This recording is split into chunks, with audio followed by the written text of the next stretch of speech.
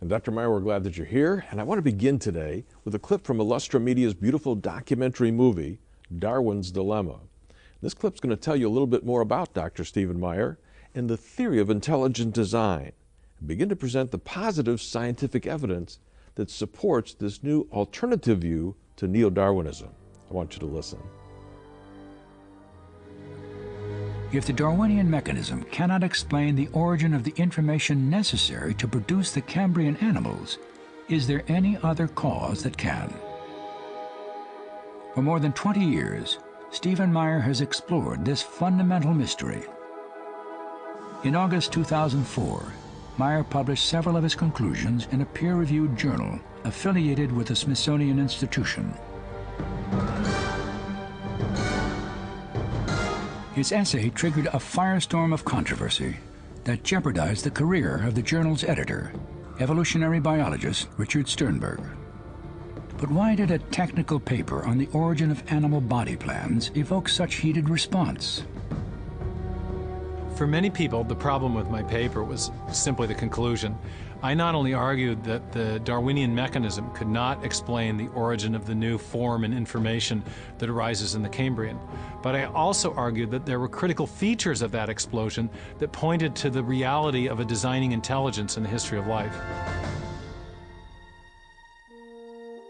Since his years as a graduate student at Cambridge University, Meyer has worked to develop a scientific case for intelligent design.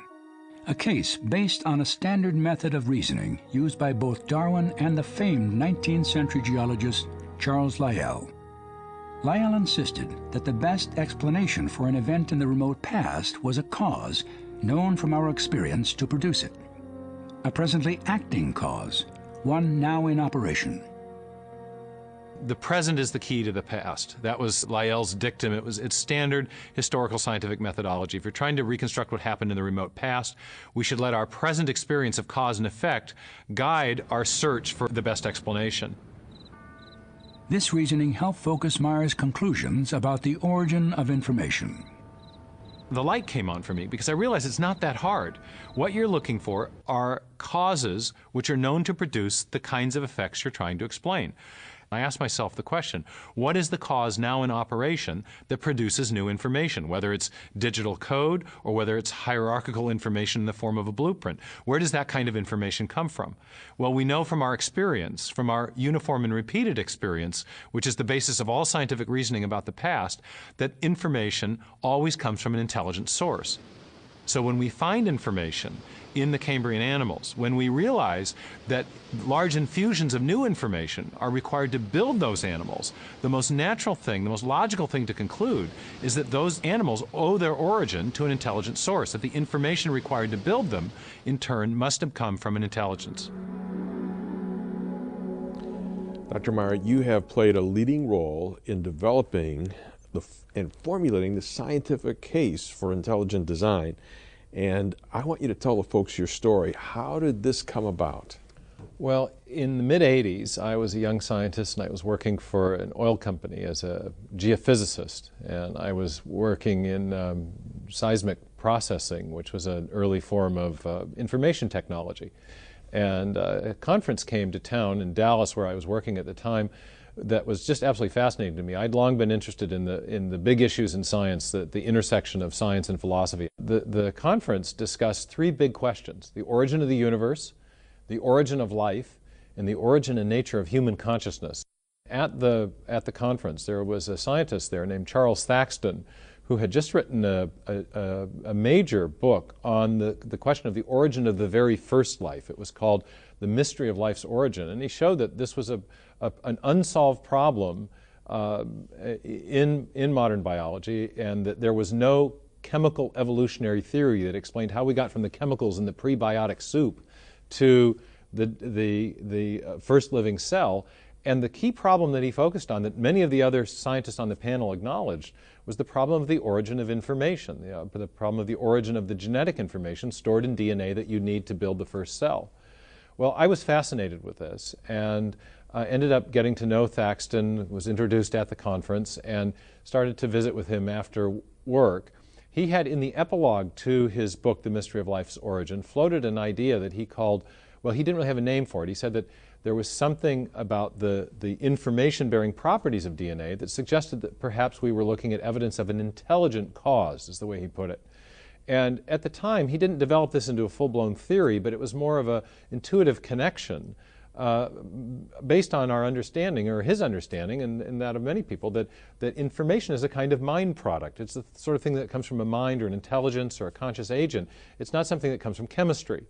And anyway, I got fascinated with this connection between information and intelligence and wondered if it was possible to formulate the case for what we later called intelligent design as a rigorous scientific hypothesis.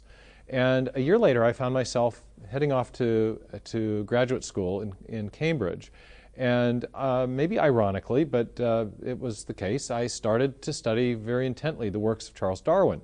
Of course, I was interested in Darwin because of his ideas about the origin of species and so forth, but I was also interested in his work because he had pioneered a unique method of scientific reasoning that allowed scientists to investigate events in the remote past. And I realized that however we explain the origin of life, whether we invoke design or just undirected material processes, we would be trying to explain something that happened a long time ago in an event in the history of life.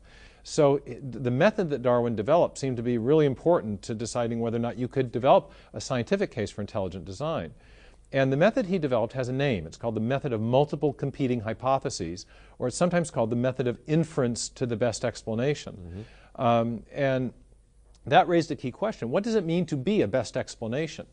And as I got deeper into the subject, I began to study one of his key mentors, which was the geologist Charles Lyell. And one day a light came on for me as I was reading Lyell's book, Principles of Geology, being an attempt to explain the former changes of the Earth's surface by reference to causes now in operation. And that's where the light went on. Because what Lyell was actually saying, and I got deeper into his work, is that the job of the historical scientist is to explain events in the remote past by reference to causes now in operation, causes that we know from our experience are capable of explaining the event in question. So here's an illustration. If you go to eastern Washington today, there's still places out in the Palouse country where there are thin dustings of white powdery stuff. And if you're a geologist and you don't know what happened on May 18th, 1980 when Mount St. Helens blew up, and you're looking at that white powdery stuff, you're going to use the method of Lyell and Darwin. You're going to generate multiple hypotheses. Maybe it was a flood. Maybe it was an earthquake. Maybe it was a volcanic eruption. Now, of those three hypotheses, which one is best? Well, according to Lyell's principle, the best explanation is the one that invokes a cause which we know from our experience can produce the effect we're trying to explain. So with that criterion in mind, the best explanation is clearly the volcano, because we've seen volcanoes produce white powdery stuff, and floods and earthquakes don't do that. And so that was the mode of reasoning that I learned about from studying Lyell and Darwin. And then one day I realized that applied to the question of the origin of information. And that was the key question that was fascinating me. Because I asked myself this question: what is the cause now in operation for the production of digital code?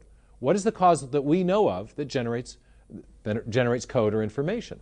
And soon after that, I came across there was something else I was reading. It was a little book that was an application of information theory or information science to the analysis of DNA. And it was written by a pioneer in this field named Henry Quasler. And he made an offhand comment, as it happens, on page 16. I remember vividly the day I came across it.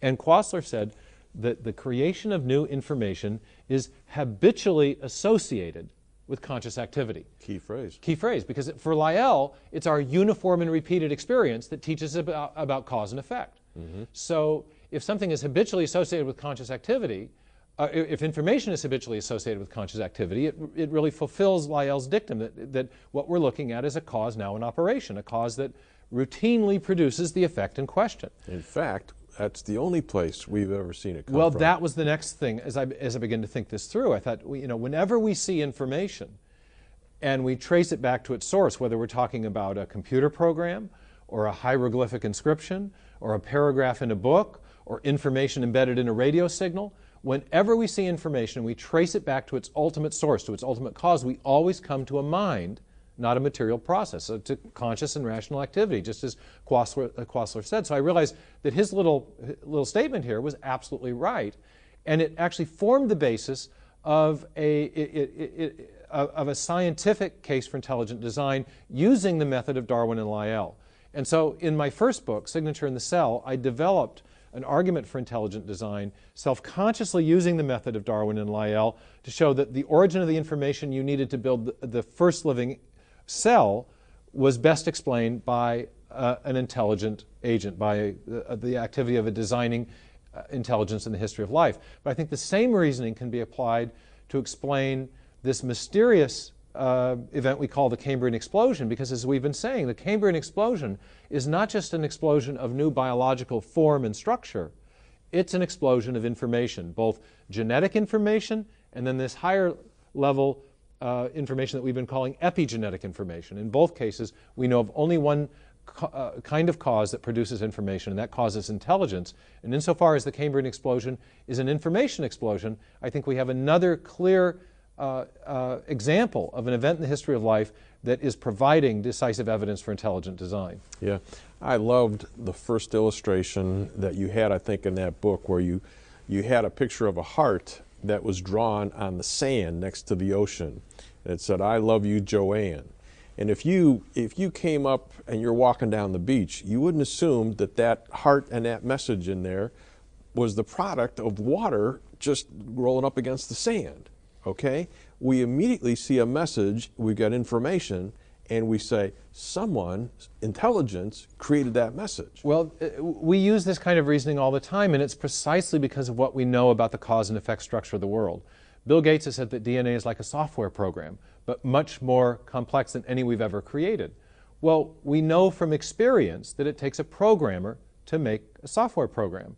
And we know that generally, that whenever we see information, especially when we find it in a digital form, there has always been a mind at work in producing that information. So when we find information at the foundation of life, when we see evidence of big infusions of information in the history of life, I argue that we're seeing decisive evidence of the activity of a designing intelligence, because we know of no other cause in the whole range of our experience that is sufficient to produce information in that kind of a form.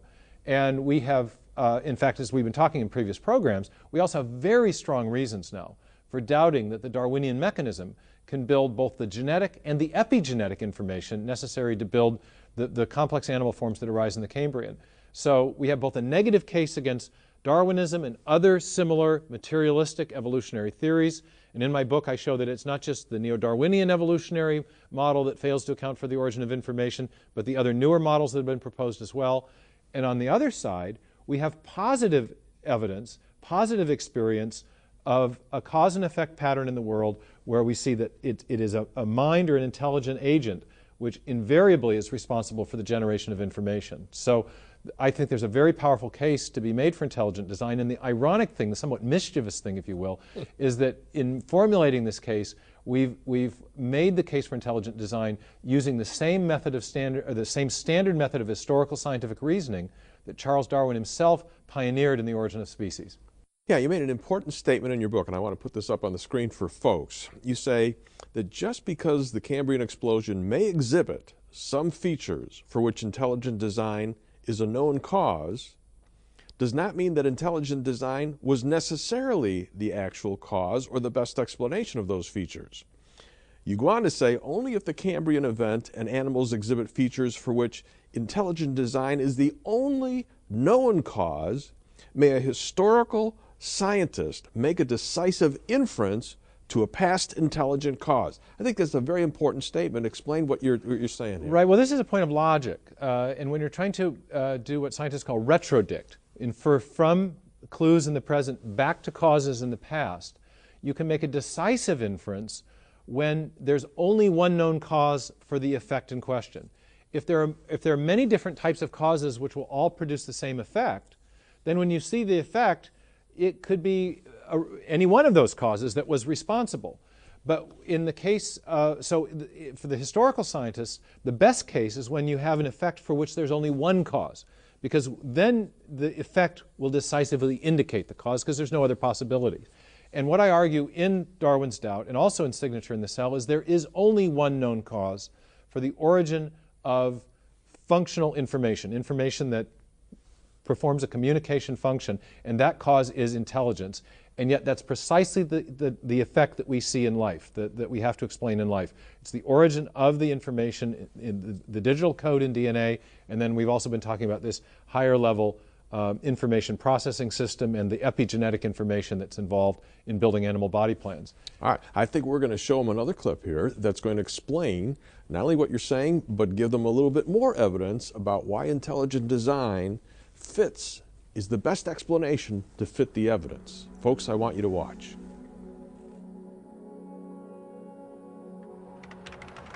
As I've reflected on this over the years, I've realized that the same reasoning that applies to the origin of biological information also applies to the origin of the other key features of the Cambrian explosion.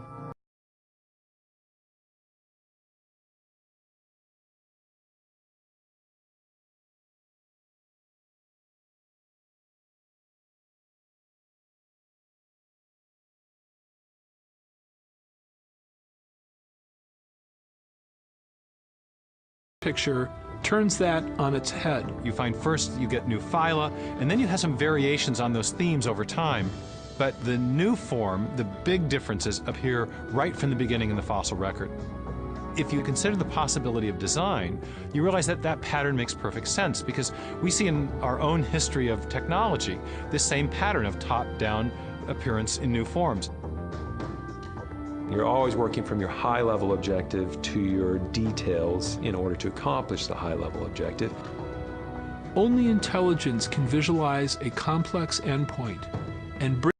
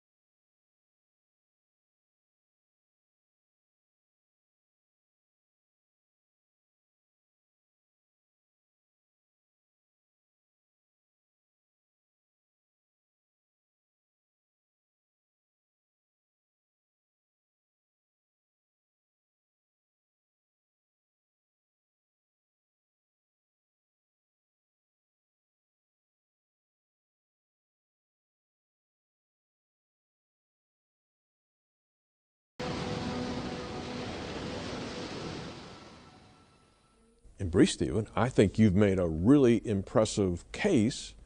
What do you think are the implications of this case? Well, I think one of the first things that is striking to a lot of people when they hear this is how different intelligent design is from the way they've had it presented in the media. And we've been told over and over again that Darwinian evolution answers all the key questions, and yet we're finding in the top-level evolutionary biology journals that many leading scientists are acknowledging real problems. So why do you think all this is so important? Well, I think it's important first scientifically because we've heard, for 150 years that there's no evidence of design in nature, only the appearance of design. Richard Dawkins has said it well, biology is the study of complicated things that give the appearance of having been designed for a purpose. But according to the Darwinists and the modern neo-Darwinists, that appearance is an illusion. And I think what we're actually seeing is compelling evidence for real design, for the activity of an actual designing intelligence in the history of life. And that's a major reversal in 150 years of scientific thinking. But I think this discovery also has larger worldview implications, because every worldview has to answer the question, what is the thing or the entity or the process from which everything else came?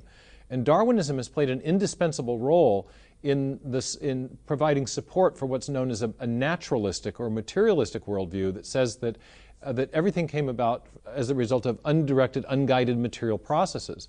And if the theory of intelligent design is correct, and I think there's strong evidence for it, then I think the materialistic worldview, then I think that this evidence is posing a major challenge to the materialistic way of thinking, and that we may have scientific discoveries that have larger theistic implications that are pointing to the need for a designing intelligence that indeed has the attributes that Jews and Christians have long associated with God. And I guess we're going to be talking about some of those implications in the next program. Yeah, and folks, I think this is where the critics come in, because they realize some of these implications. And next week we're going to devote a program to what the critics have said about this whole theory and let Dr. Meyer respond to them. It's going to be a fascinating program. I hope that you'll join us.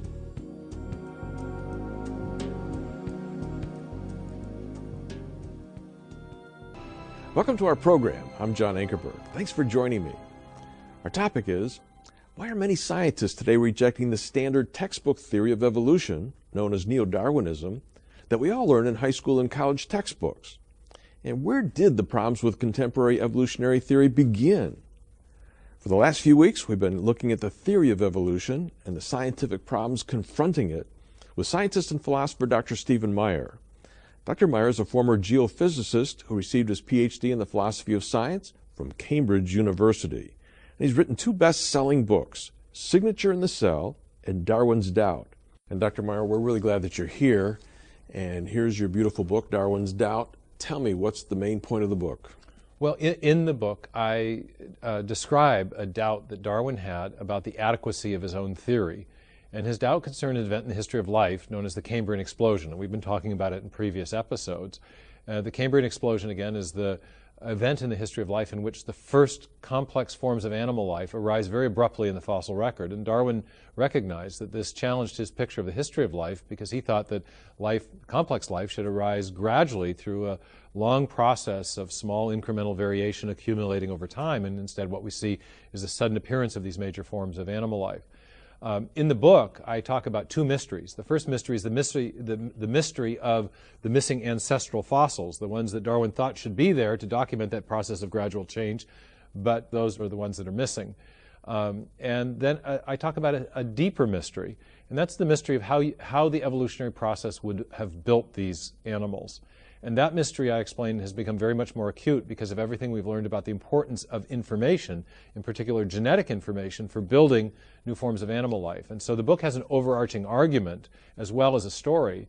And that argument is that the theory of intelligent design provides a better explanation for the origin of the information needed to build these Cambrian animals than any of the current materialistic evolutionary theories or models. Yeah, and I would say that this book really created a storm in the public, all right? And what has been the response of the scientific critics? Well, some of it's been kind of amusing, actually, because there was a major review of the book that was published a month and a half before the book was released by an evolutionary biologist at the University of Chicago named Jerry Coyne, and he claimed that I argued that baby Jesus made the animal phyla, which I actually didn't argue.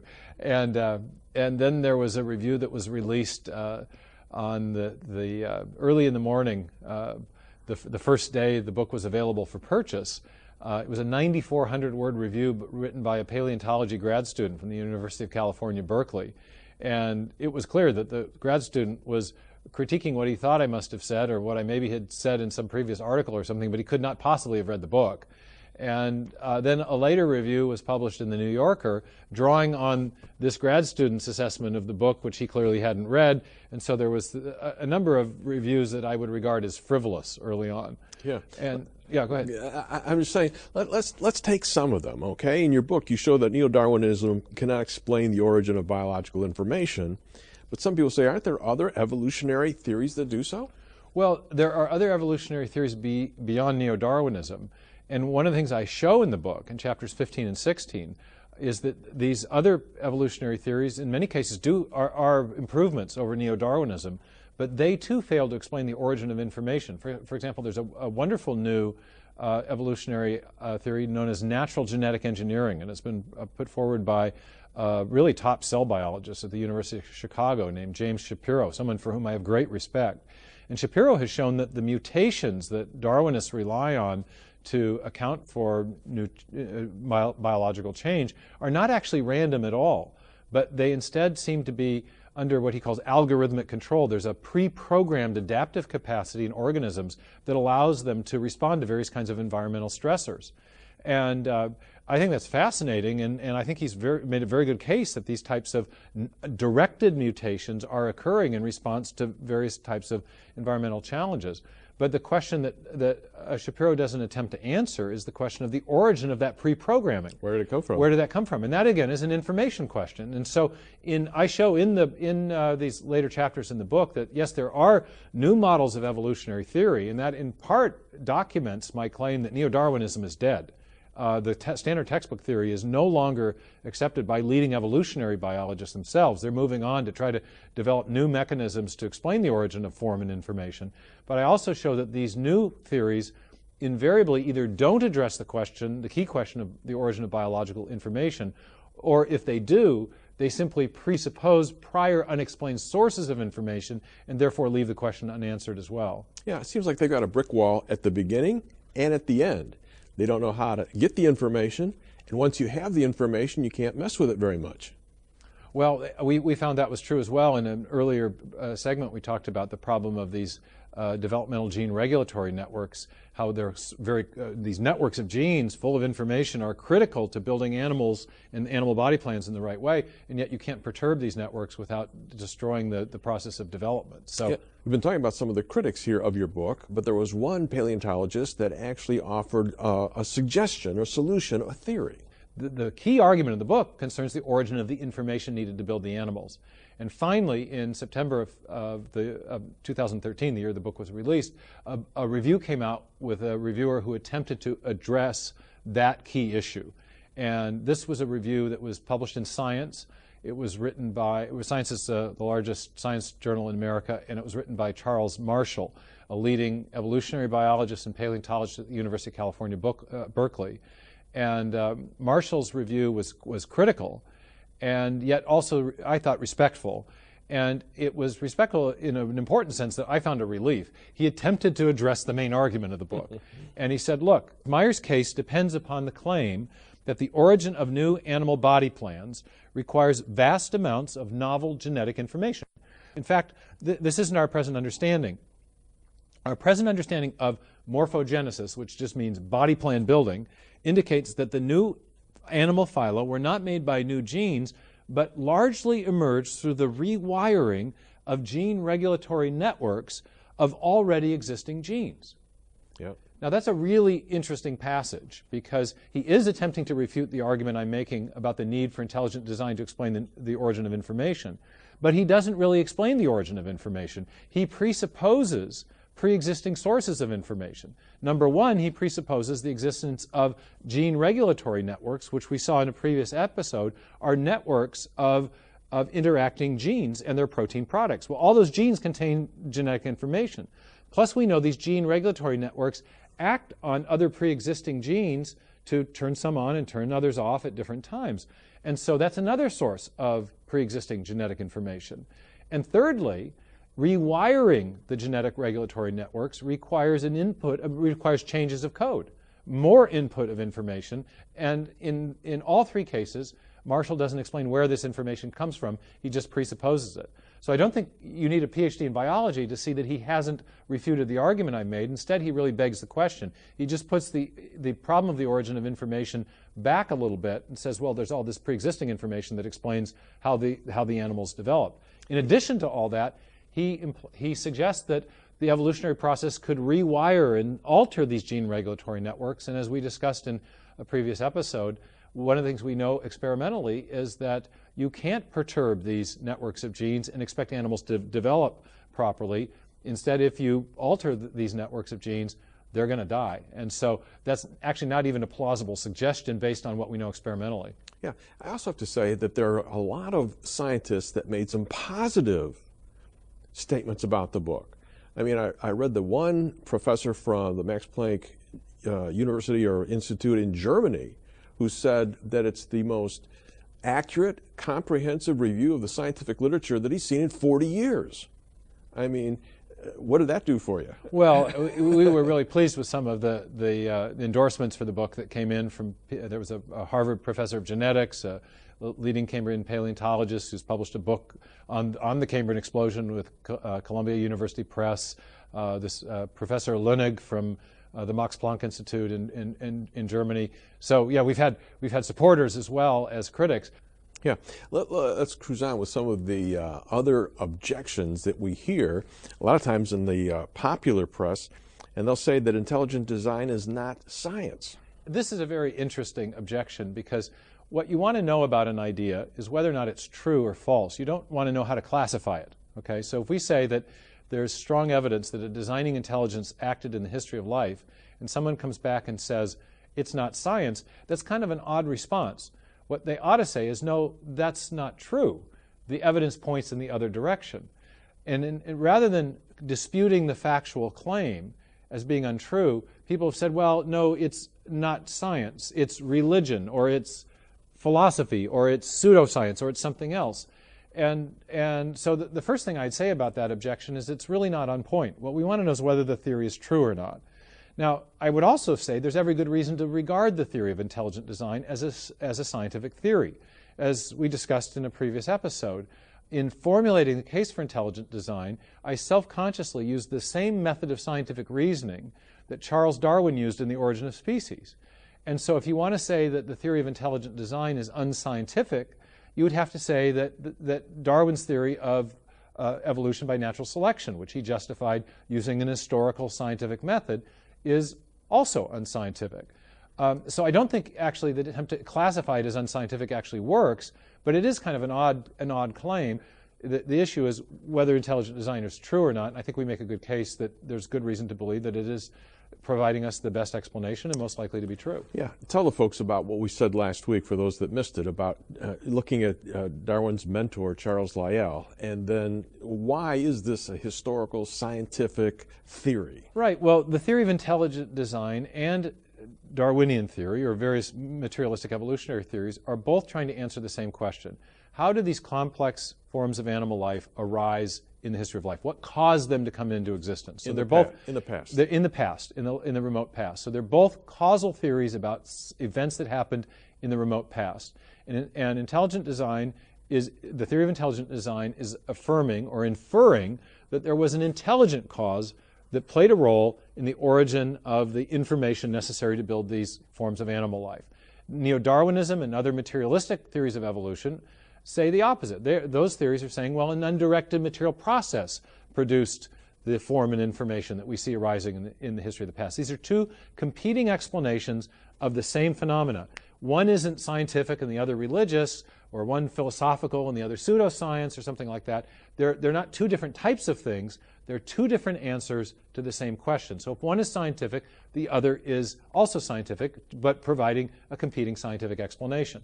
Yeah, I think that's something that's very important for people to understand. Let's go back to the point that intelligent design is not a testable theory. I'm thinking more and more that that's not true because you're testing it all kinds of ways. Well, that's right. One of the reasons that people say intelligent design isn't science is they say it's not testable.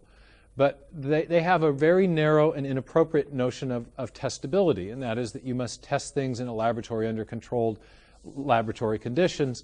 But that's not how you test historical scientific theories. Historical scientific theories use a method of reasoning known as the method of multiple competing hypotheses, where scientists propose multiple possible explanations for an event in the remote past, and then they test the credibility of those hypotheses against our knowledge of cause and effect in the present. And that's exactly what intelligent design as a theory does. It proposes an intelligent agent acting to generate information as the explanation for the origin of information that arises in the remote past. It then tests that idea against our knowledge of cause and effect and shows that there's only one known cause of the origin of information in our present experience, and that causes intelligence. So intelligent design meets the key test of what's called causal adequacy. It proposes a cause which is known to produce the effect in question. And there are other ways that you can test historical scientific theories as well, and I show in my book that there are actually 3 separate types of tests, and the intelligent design is testable in each of those relevant ways. And so it meets the test of, or it meets the criterion of testability, and there's therefore every good reason to regard it as a scientific theory. Okay, and then the big one is that people say, hey, intelligent design is religion masquerading as science. Right, and I think the idea that intelligent design is religion, not science, confuses the basis of the theory of intelligent design with the possible implications of the theory. And the basis of the theory of intelligent design is the scientific evidence that we've been looking at.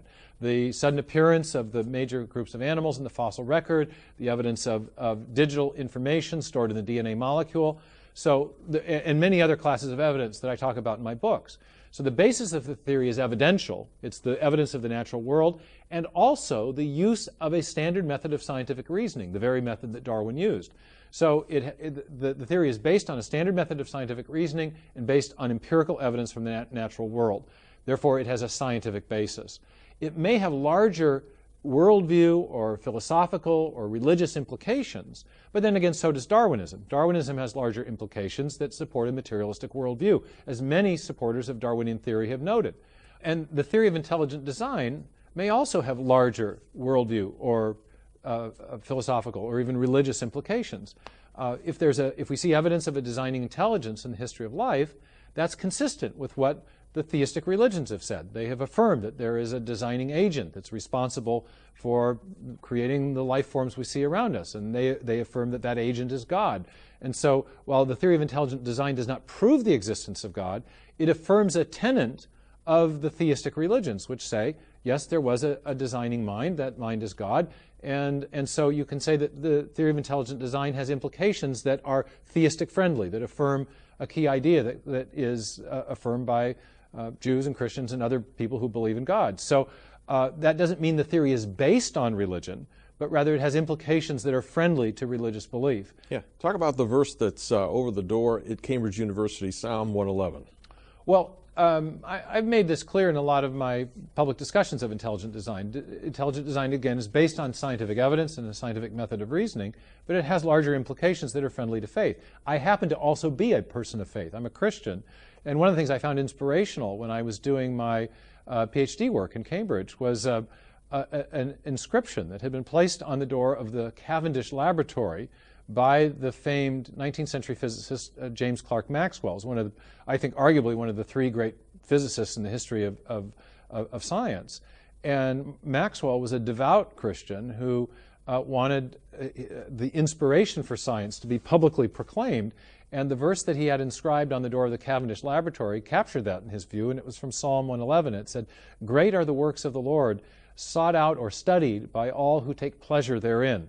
And for him, this was the inspiration for doing science, is that he believed the natural world had been created by God, and it had been made intelligible to the human mind because God was a rational creator, and he made our minds in a rational way so that we could understand the logic and design that he had built into the creation. Yeah, I like the next part down there. He has caused his wonders to be remembered. What does that mean? Well, when I sign my book to people who ask for a signature, and I often put that reference to the Psalm 111:4. It says, "He has caused his wonders to be remembered."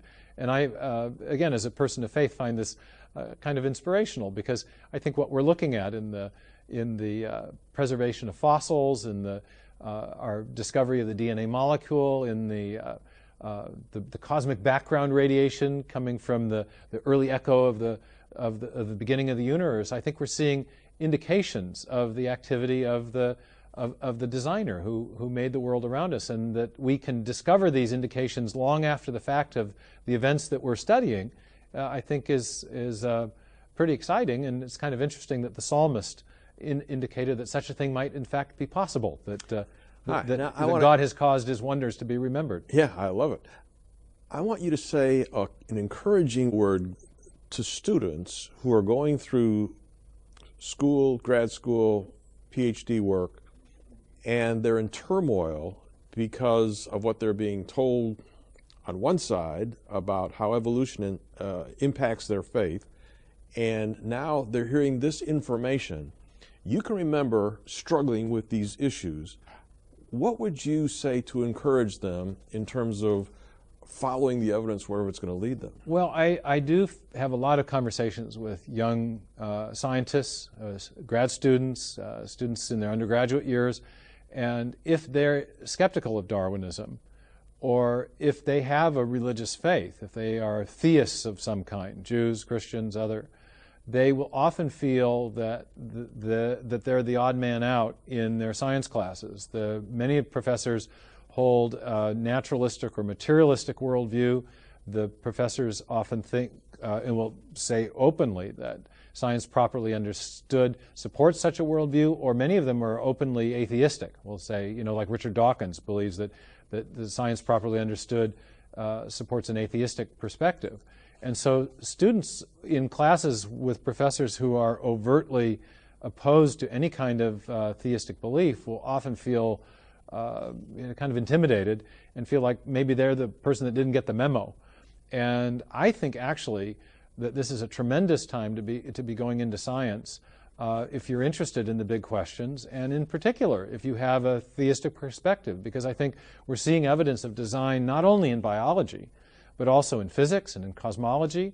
And I think that we often get the opposite perspective. You have the science popularizers are going to say, science supports the new atheism, or science makes belief in God untenable, or things like that. But when you dig into the evidence, I think there's a powerful case for intelligent design, and I personally think that the evidence doesn't just point to a designer generically, but instead there's a powerful case to be made from the evidence in biology, but also in physics and cosmology, for a designer that has the same attributes, the very attributes that Jews and Christians have long ascribed to God.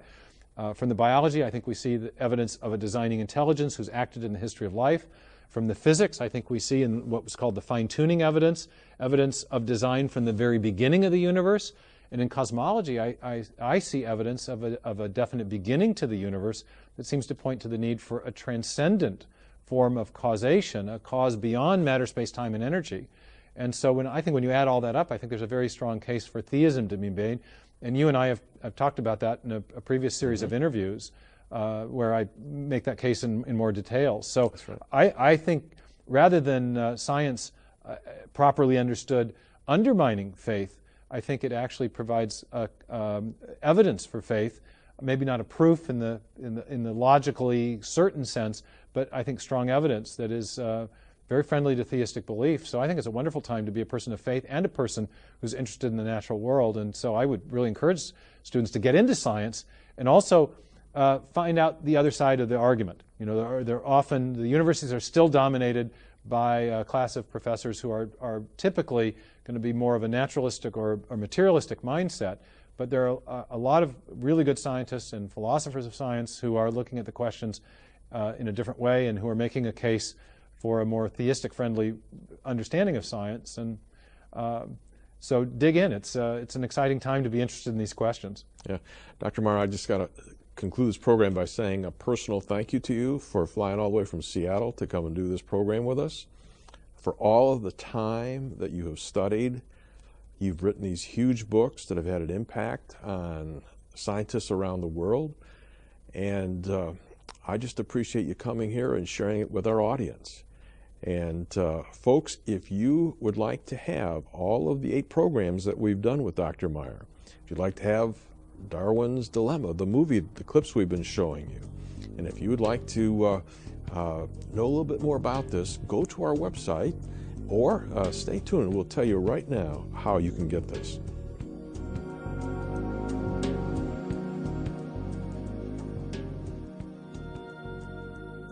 If you would like to have all of the information in our new series, The Case for Intelligent Design, Charles Darwin admitted he did not know how the first cell came into existence.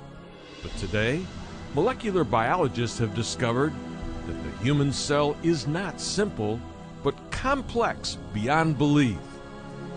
In the nucleus of each cell is the DNA molecule, which contains a storehouse of 3 billion characters of precise information in digital code.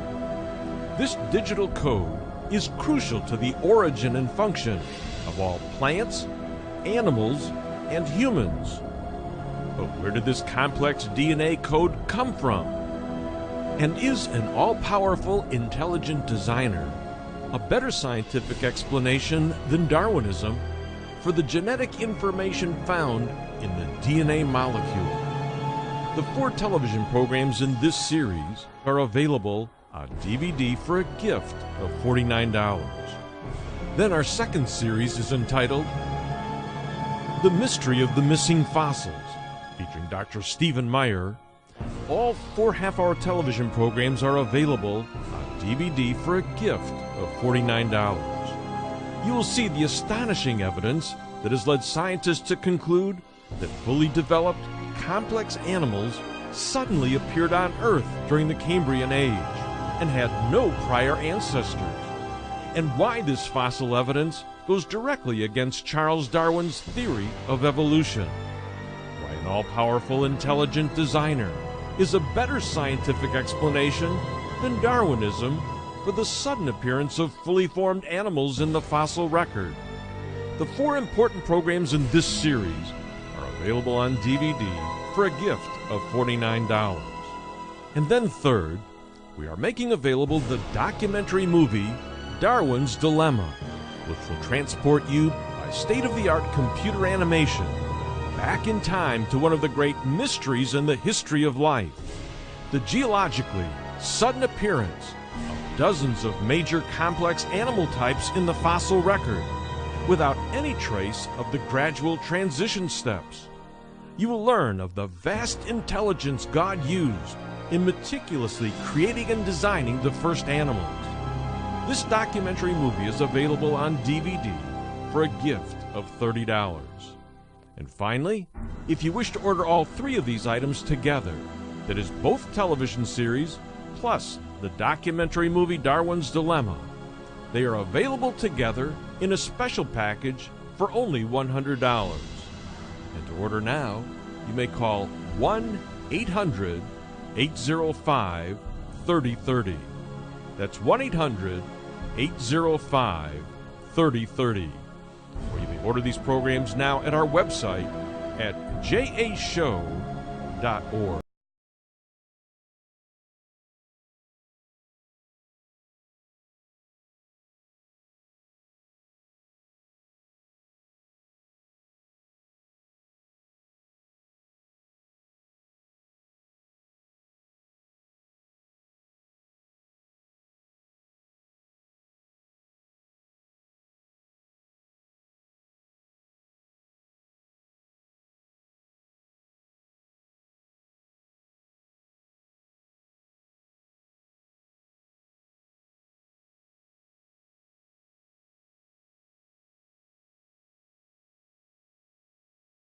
And to learn how to start a relationship with Jesus Christ, go to our website at jashow.org and click on Pray to accept Jesus Christ as your Savior.